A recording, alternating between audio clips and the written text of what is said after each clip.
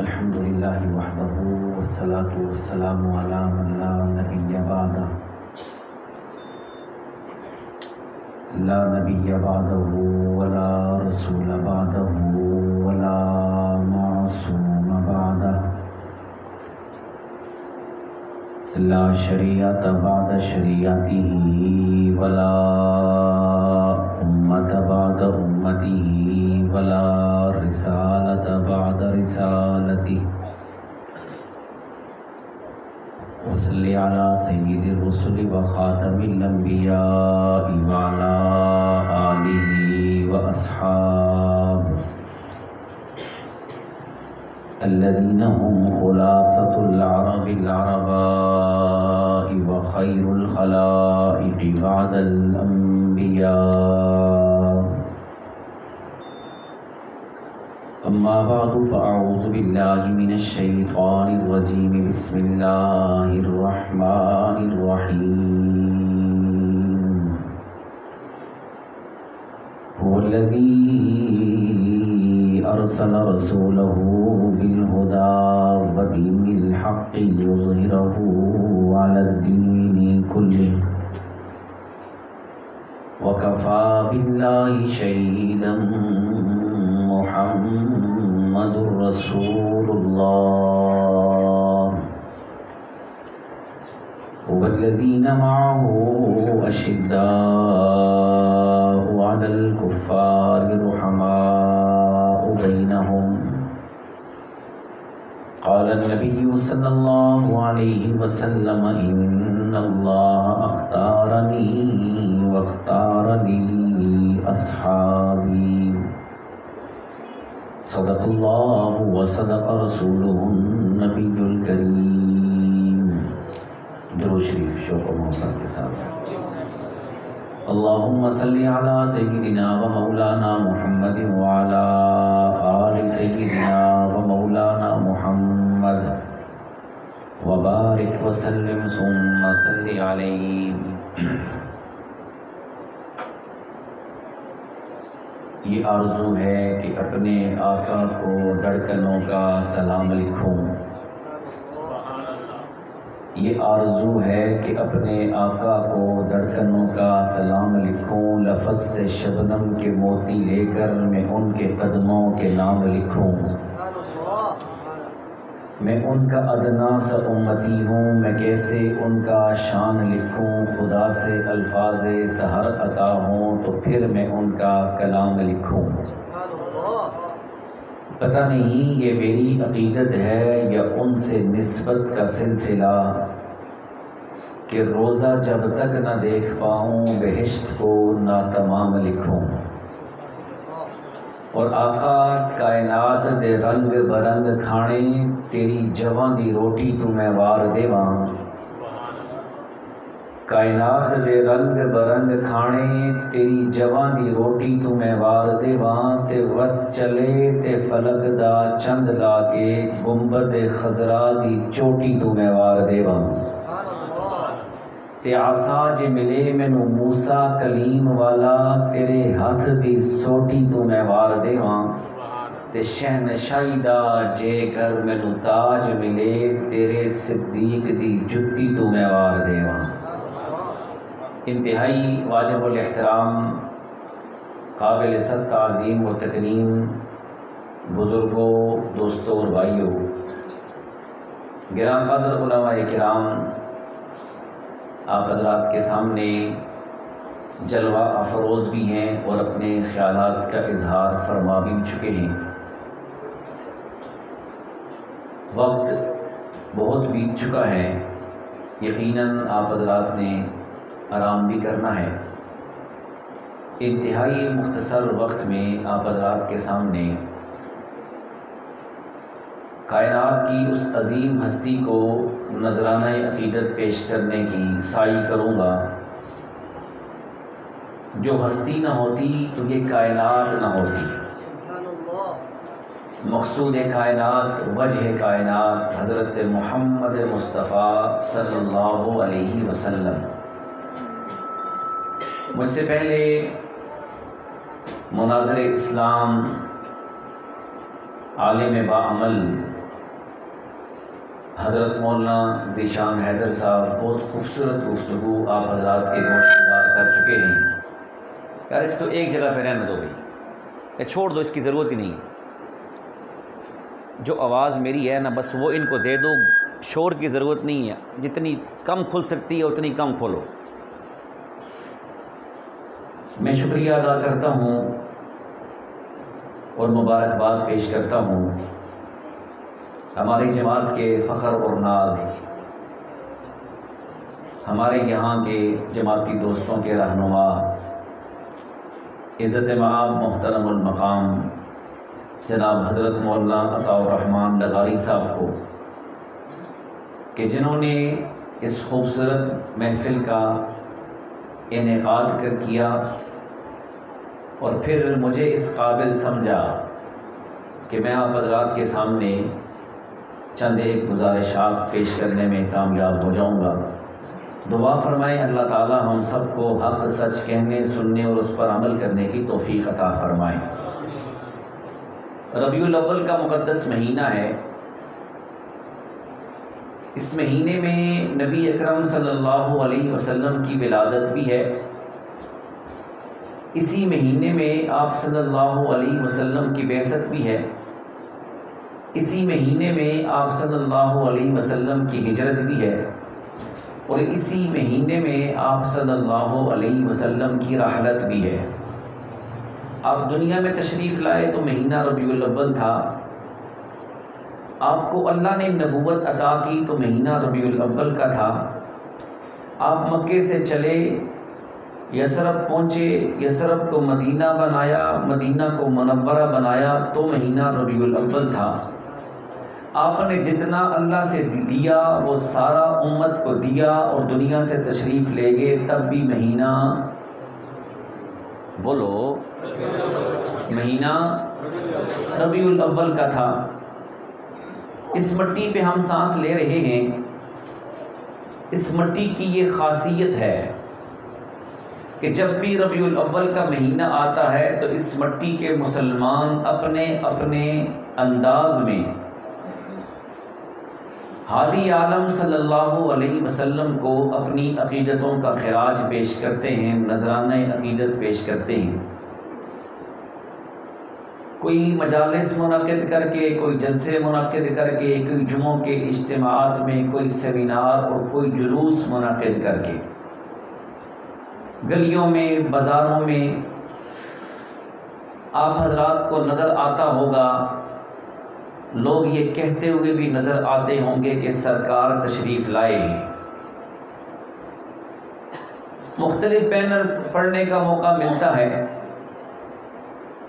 کسی نے اس انداز سے حضور اکرم صلی اللہ علیہ وسلم کو نذرانہ عقیدت پیش کیا.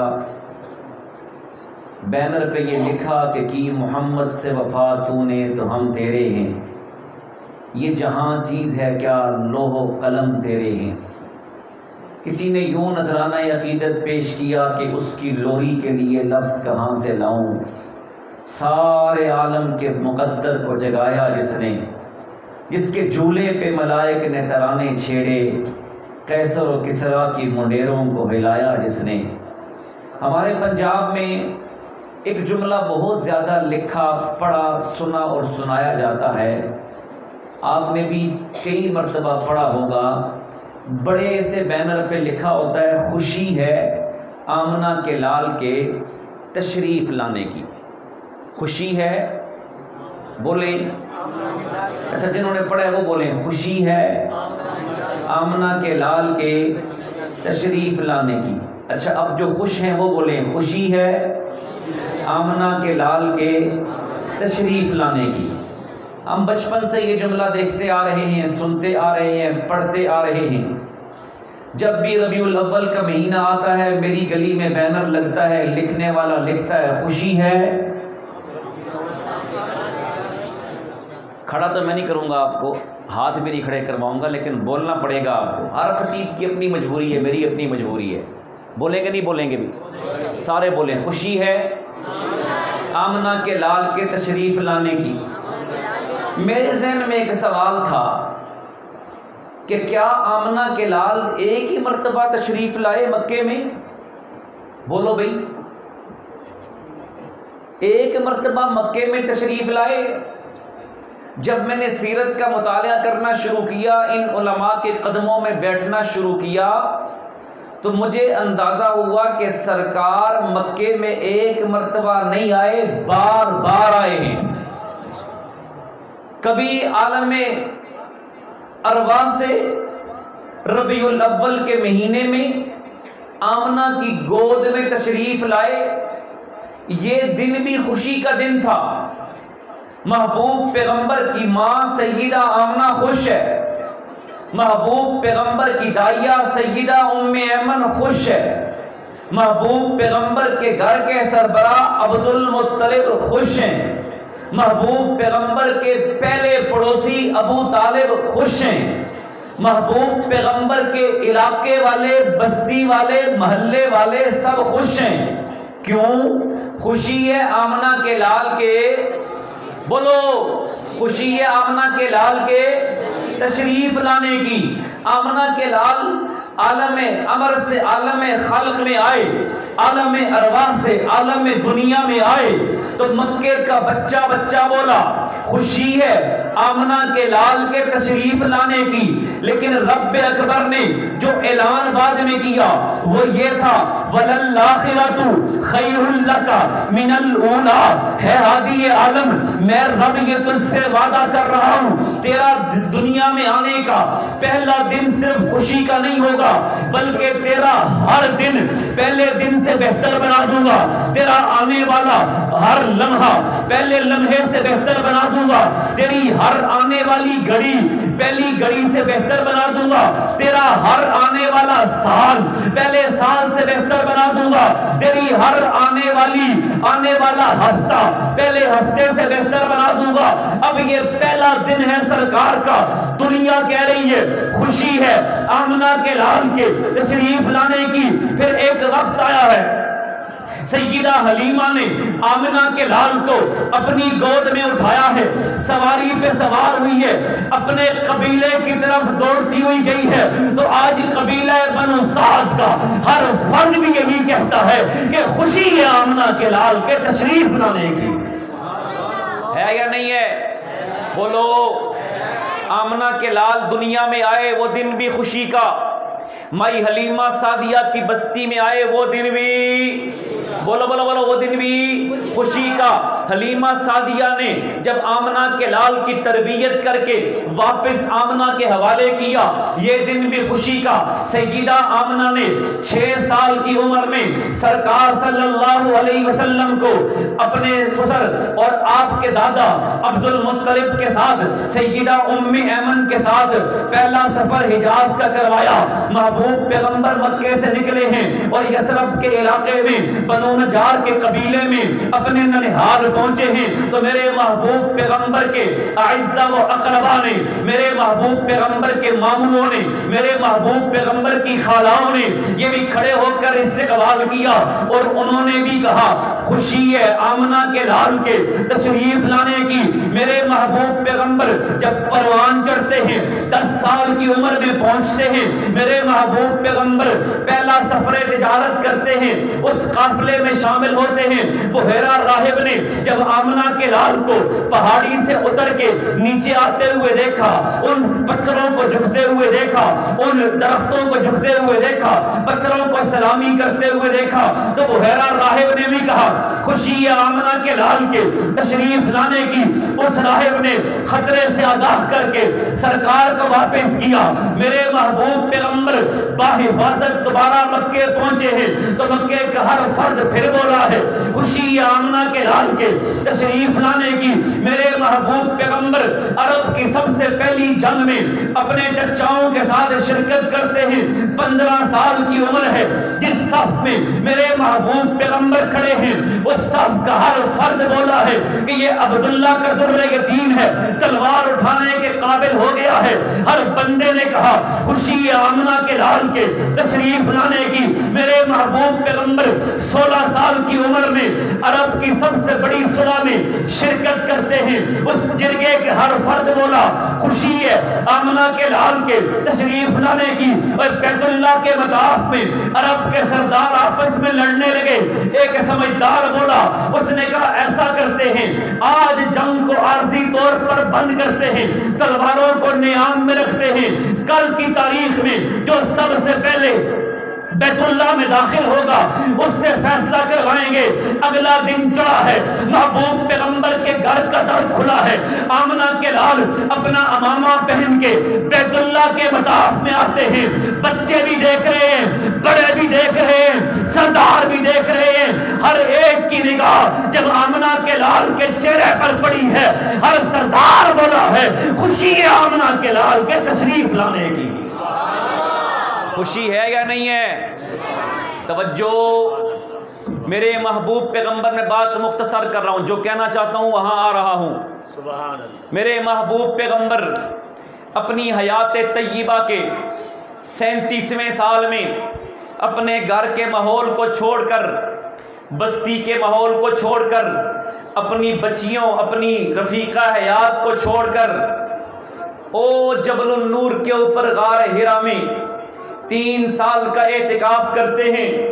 سبق سے توڑ کر رب سے جوڑنے کی سعی کرتے ہیں. اچانک تیسرے سال ربیع الاول کا مہینہ ہے, جبرائیل امین تشریف لائے, میرے محبوب پیغمبر کو اٹھایا, اپنے سینے سے لگایا, رب کا پیغام دے کر ہادی عالم بنا کر فرش زمین پہ اتارا. سیدہ خدیجہ نے کانپتے ہوئے محمد مصطفیٰ کو دیکھا. میرے محبوب پیغمبر نے جب قرآن پاک کی آیات سنائی تو ورقہ بن نوفل کے پاس لے گئی. ورقہ بن نوفل نے سب سے پہلے میرے محبوب پیغمبر کی نبوت کی پیشن گوئی کی ہے. تو ورقہ بن نوفل نے کہا خوشی ہے آمنہ کے لال کے تشریف لانے کی. اب میرے محبوب پیغمبر اس پہلی وحی کے بعد جب دوسرے حکم آئے ہیں وَأَنذِرْ عَشِيرَتَكَ الْأَقْرَبِينَ يَا أَيُّهَا الْمُدَّثِّرْ قُمْ فَأَنذِرْ وَرَبَّكَ فَكَبِّرْ وَثِيَابَكَ فَطَهِّرْ يَا أَيُّهَا الرَّسُولُ بَلِّغْ مَا أُنزِلَ إِلَيْكَ مِن رَّبِّكَ. اب میرے محبوب پیغمبر اجتماعی دعوت کے لیے فران کی چوٹی پر آ کر کھڑے ہوئے ہیں. ان 40 سالوں میں مکے کا ہر فرد ہر بار محبوب پیغمبر کو دیکھ کر خوش ہوا کرتا تھا اور یہ کہا کرتا تھا خوشی ہے آمنہ کے لال کے تشریف لانے کی. لیکن آج آمنہ کے لال ہادی عالم بن کے فران کی چوٹی پہ کھڑے ہیں اور عرب کے لوگوں سے کہتے ہیں اے عرب کے لوگوں قولوا لا الہ الا اللہ تفلحون, کہہ دو اللہ ایک ہے کامیاب ہو جاؤ گے. پہلے آمنہ کے لال جب بھی آتے تھے ہر بچہ بڑا کہتا تھا خوشی ہے آمنہ کے لال کے تشریف لانے کی. لیکن آج وہ سارے پتھر اٹھا کر کے چہرہ نبوت پہ اچھالتے ہیں, تبرہ کرتے ہیں, بکواس کرتے ہیں, لا تعلقی کا اعلان کرتے ہیں. اور اس پورے مجمع میں اکیلا ابو بکر ہے جو اب بھی کہتا ہے خوشی ہے آمنہ کے لال کے تشریف لانے کی. اکیلا ابو بکر ہے, اکیلا علی ہے, اکیلی سیدہ خدیجہ ہے, اکیلے زید بن حارثہ ہیں جو اب بھی کہتے ہیں خوشی ہے آمنہ کے لال کے, بولو خوشی ہے آمنہ کے لال کے تشریف لانے کی. میرے محبوب پیغمبر توجہ, محنت کا آغاز کرتے ہیں, کبھی اجتماعی محنت, کبھی انفرادی محنت, کبھی پھر اجتماعی محنت, کبھی پھر انفرادی محنت. عرب کے لوگ سمجھ گئے کہ 81 افراد تو انہوں نے اپنے رنگ میں رنگ کے حبشہ کی طرف بھیج دیے ہیں, 40-42 ان کے ساتھ بھی چل رہے ہیں. ایسا کیوں نہ کریں, ان کو ایک دائرے کے اندر بند کر دیں. توجہ توجہ, عرب کے قبائل کے افراد جمع ہوئے, میرے محبوب پیغمبر کی ذات اور میرے محبوب پیغمبر کی جماعت کو دار ارقم میں نظر بند کر دیا گیا. نیشنل ایکشن پلان بن گیا. اس پلان کے ضابطے کے تحت اب محبوب پیغمبر نہ اجتماعی دعوت دے سکتے ہیں نہ انفرادی دعوت دے سکتے ہیں. سرکار صلی اللہ علیہ وسلم نے معاملے کی نزاکت کو دیکھا.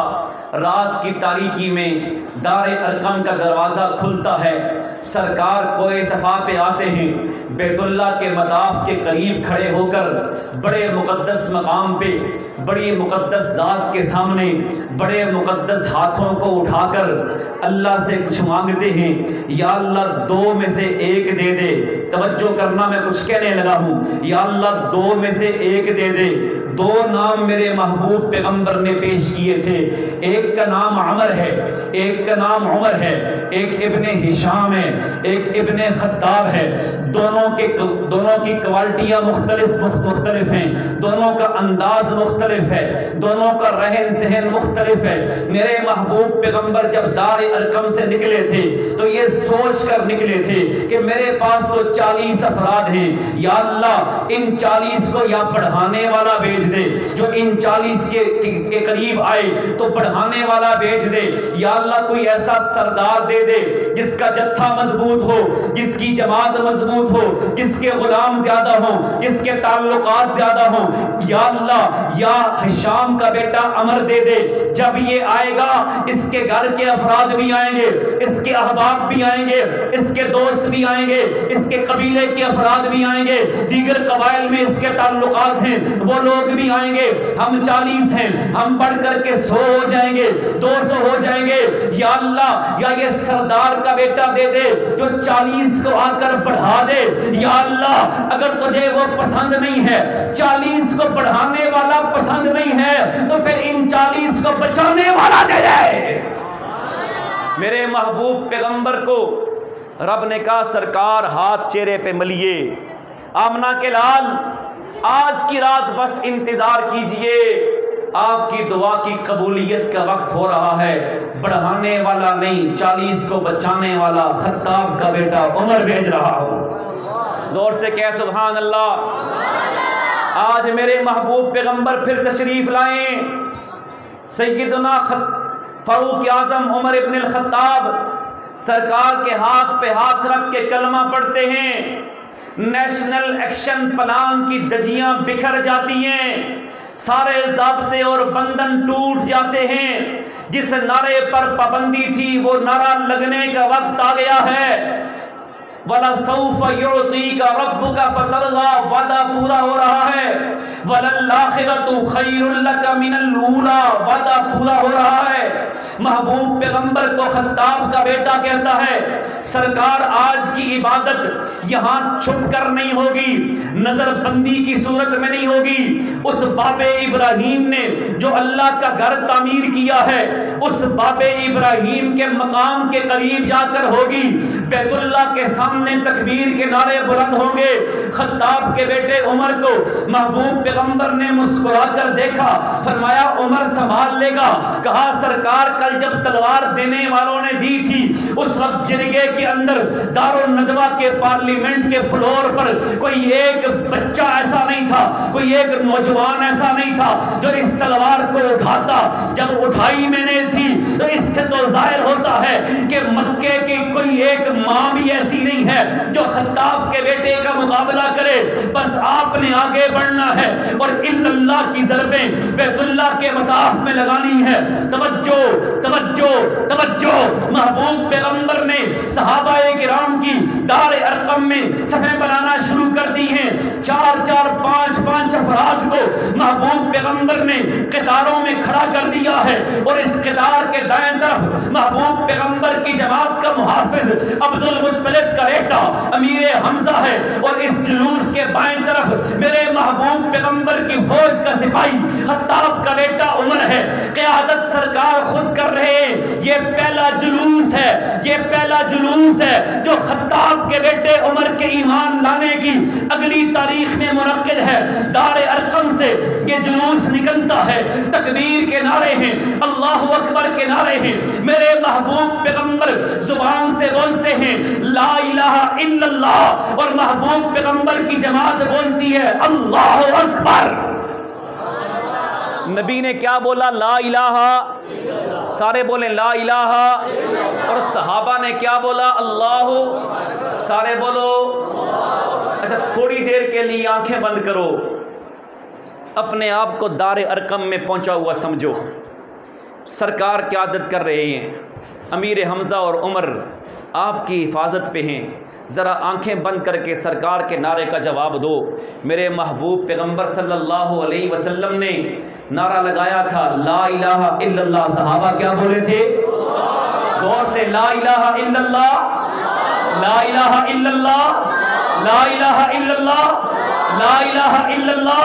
اب جب یہ نعرے بلند ہوئے، دار ارقم کی گلی سے گھومتے ہوئے بیت اللہ کے مطاف میں داخل ہونے لگے تو اس وقت صحابہ نے کہا تھا خوشی ہے آمنہ کے لال کے تشریف لانے کی۔ بھائی عرب کے وہ سردار ٹاپ کر کے بیت اللہ کے مطاف میں آئے، سرکار سے کہنے لگے ہم نے آپ کو پابند نہیں کیا تھا دار ارقم میں، آج میرے محبوب پیغمبر نہیں بولے، آج خطاب کا بیٹا عمر بولا ہے۔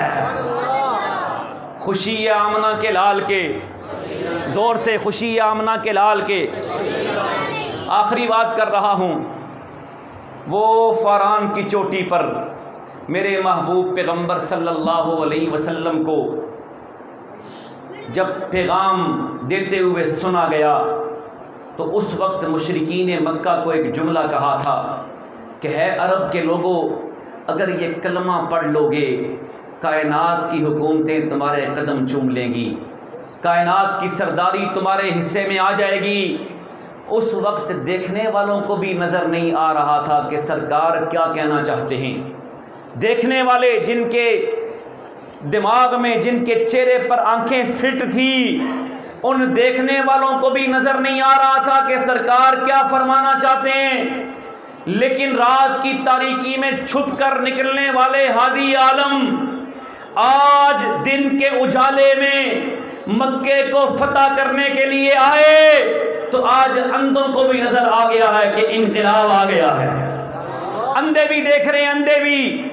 رات کا وقت ہے، محبوب پیغمبر کا لشکر 10,000 افراد ساتھ ہیں، مکے کے قریب پہنچے۔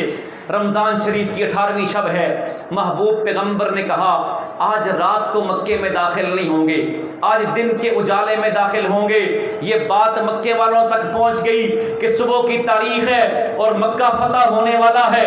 آمنہ کے لال جن کو مجبور کر کے ہم نے نکالا تھا آج اس مکے کے والی بننے کے لیے آئے ہیں۔ ہادی عالم اپنی جماعت کے ساتھ تشریف لانے والے ہیں۔ ایک بابا جو نابینا بھی ہے، بوڑھا بھی ہے، صبح کے وقت اپنی بیٹی کے گھر گیا، بیٹی کے دروازے پر پہنچا، کہا بیٹی مجھے نظر تو نہیں آتا لیکن تو دیکھ کر مجھے بتانا کہ آمنہ کے لال دکھتے کیسے ہیں۔ زور سے کہہ سبحان اللہ، بات ختم ہو رہی ہے، زور سے۔ بیٹی نے کہا ٹھیک ہے ابا جان، آؤ چلتے ہیں۔ مطاف کے قریب ایک پہاڑ کی چوٹی ہے، ٹیلا ہے، اس پر کھڑا ہے بابا، بیٹی ساتھ کھڑی ہے۔ تکبیر کے نعرے مختلف اطراف سے بلند ہو رہے ہیں۔ بار بار پوچھتا ہے، نابینا تھا نا تو بار بار پوچھ رہا تھا بیٹی یہ کیا ہو رہا ہے۔ بیٹی کہتی ہے ایک لشکر آیا ہے، ایک دستہ آیا ہے رکن یمانی والی طرف سے۔ کہا اس کا سربراہ کون ہے؟ تو بیٹی بتانے لگی یہ عاص بن وائل کا بیٹا عمر بن العاص ہے، ایک لشکر اس طرف سے آیا ہے، سربراہ کون ہے؟ سردار کو بیٹی کہتی ہے اس کا سربراہ ولید کا بیٹا خالد ابن ولید ہے، ایک اس طرف سے آ رہا ہے۔ مختلف دستے صحابہ کرام کے بیت اللہ کے مطاف میں آہستہ آہستہ داخل ہو رہے ہیں۔ ایک ایک منظر کشی کر کے بیٹی اپنے نابینا باپ کو بتا رہی ہے۔ اتنے میں تکبیر کے نعرے بلند ہوئے، گرد و غبار اڑنا شروع ہوئی، لوگوں کے قدموں کی ٹاپ اونچی ہونا شروع ہوئی۔ بیٹی سے باپ پوچھتا ہے بیٹا اب کون آ رہا ہے؟ توجہ توجہ توجہ، اب کون آ رہا ہے؟ تو بیٹی کہتی ہے ابا لگتا ہے آمنہ کے لال آ گئے ہیں، سرتاج الرسول آگے، امام الانبیاء آگے، ہادی عالم آگے، ختم الرسول آگے، آمنہ کے لال لگتا ہے آ رہے ہیں۔ اب جب وہ قریب پہنچے ہیں باپ بیٹی سے پوچھتا ہے اچھا بیٹا یہ بتا محمد کے آگے کون ہے، محمد کے دائیں کون ہے، محمد کے بائیں کون ہے، محمد کے پیچھے کون ہے، محمد دکھتے کیسے ہیں؟ اب بیٹی بتا رہی ہے سرکار میرے ابا جی بڑی ایک سواری ہے، اس سواری پہ آمنہ کے لال سوار ہیں، باقی سارے پیدل ہیں، دائیں طرف بھی صحابہ ہیں، بائیں طرف بھی صحابہ ہیں، پیچھے بھی صحابہ ہیں۔ بات پوچھتے دکھتے کیسے ہیں؟ وہ کہنے لگی کالے رنگ کا امامہ محبوب پیغمبر کے سر پہ ہے، قصبہ اونٹنی پہ سوار ہے، سفید رنگ کا لباس پہنا ہوا ہے، زرہ آپ نے پہنی ہوئی ہے، تلوار آپ کے ہاتھ میں ہے۔ اب بات پوچھتے دیکھنا سامنے کون ہے؟ بیٹی کہتی ہے میرے ابا جی محمد مصطفیٰ کے سامنے حبشے والا کالا بلال ہے، وہ امیہ کا غلام، وہ محمد مصطفیٰ سے آگے ہے۔ اب وہ پوچھتا ہے بتا دائیں طرف کون ہے، بتا بائیں طرف کون ہے؟ وہ کہتی ہے دائیں طرف والا۔ نظر تو آ رہا ہے لیکن میں پہچان نہیں پا رہی، نظر تو آ رہا ہے لیکن میں پہچان نہیں پا رہی، میرے اشارے کو سمجھنا۔ حضرت محمد مصطفیٰ صلی اللہ علیہ وسلم کے لشکر کے دائیں طرف کون ہے؟ نابینا باپ پوچھتے ہے بیٹی سے بیٹی بتا دائیں طرف کون ہے؟ تو وہ بیٹی کہتی ہے نظر تو آ رہا ہے لیکن میں پہچان نہیں پا رہی، لیکن ابا جی عجیب بات ہے، اس کا قد تیرے قد جتنا ہے، وہ چلتا بھی تیری چال کی طرح ہے، وہ دور سے لگتا بھی تیری طرح ہے، قد بدھ بھی تیری طرح، لگتا بھی تیری طرح ہے، چال ڈال بھی تیری طرح ہے۔ تو باپ کہتا ہے بیٹا غور سے دیکھ، تیرا بڑا بھائی ابو بکر ہے، وہ جو رات کی تاریکی میں محمد ابن عبداللہ کے ساتھ محافظ بن کے گیا تھا۔ آج ابو قحافہ کہتا ہے بیٹی یہ تیرا بھائی ہے، ابو بکر ہے، میں جانتا تھا یا نبی کے آگے ہوگا یا نبی کے دائیں ہوگا یا نبی کے بائیں ہوگا یا نبی کے پیچھے ہوگا۔ محبوب پیغمبر کا ایک ایک صحابی آج پکارتا ہے کہ خوشی ہے آمنہ کے لال کے تشریف لانے کی۔ لشکر تھوڑا اور قریب آیا، توجہ، ہادی عالم کا انداز دیکھیے، اور قریب آیا۔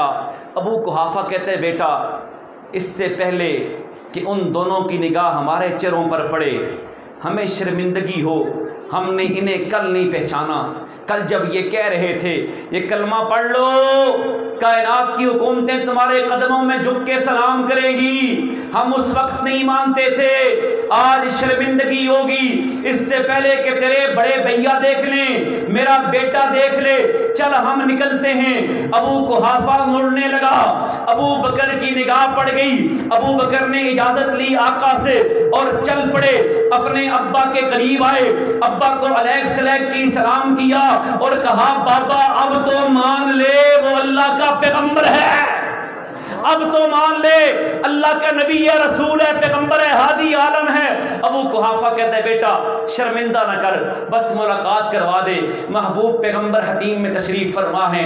ابو قحافہ آیا، ایک ہاتھ بیٹی کے کندھے پہ ہے، ایک ہاتھ بیٹے کے کندھے پہ ہے۔ آئے کل سرکار بار بار کہتے تھے، بار بار کہتے تھے قولوا لا الہ الا اللہ تفلحون، اس وقت نہیں مانتا تھا، آج جب اس بوڑھے کو آتے ہوئے دیکھا سرکار اٹھ کھڑے ہوئے، کہا ابو بکر اپنے والد کو تکلیف کیوں دی ہے، مجھے کہہ دیا ہوتا میں ان کے پاس آتا۔ ابو بکر نے کہا حضور یہ میرا ابا ہے، ابھی پاک نہیں ہوا، پاک ہونے کے لیے آ رہا ہے، کل تک پیغمبر کی زبان بولتی تھی، آج سرکار نہیں بولے۔ ابو قحافہ کے سینے پہ ہاتھ رکھا، ابو قحافہ کی زبان بولی ہے اشہد ان لا الہ الا اللہ واشہد ان محمدا عبدہ ورسولہ۔ ابو قحافہ کے اس لمحے میں اس کلمے کا اگر ترجمہ کیا جائے، ابو قحافہ بھی کہتا ہے خوشی آمنہ کے لال کے تشریف لانے کی۔ وَلَلْآخِرَةُ خَيْرٌ لَكَ، سارے بولو میرے محبوب پیغمبر کی ولادت کا دن خوشی کا دن ہے، بعثت کا دن اس سے بڑی خوشی کا دن ہے، معراج کی رات اس سے بڑی خوشی کا دن ہے، ہجرت کا دن اس سے بڑی خوشی کا دن ہے، بدر کی فتح کا دن اس سے بڑی خوشی کا دن ہے، مکے کی فتح کا دن اس سے بڑی خوشی کا دن ہے، اور حجۃ الوداع کا دن سب سے بڑی خوشی کا دن ہے، جب محبوب پیغمبر نے جتنا رب سے لیا وہ سب صحابہ کو دیا۔ اب ذمہ داری صحابہ نے پوری کر دی ہے، اب ذمہ داری میری اور آپ کی ہے، جو دین نبی نے صحابہ کو دیا ہم تک پہنچا نہیں پہنچا؟ ہاتھ کھڑے کر کے ہم تک پہنچا نہیں پہنچا؟ صحابہ کرام نے پہنچانے کا حق ادا کیا کہ نہیں کیا؟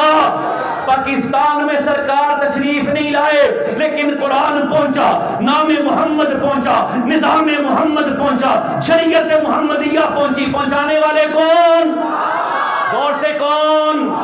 اور زور سے کون؟ اب ہم داری ہے، ہم نے دین کا دفاع بھی کرنا ہے اور نبی کی ذات اور نبی کی جماعت کا دفاع بھی کرنا ہے۔ اللہ مجھے آپ کو سمجھنے کی توفیق دے۔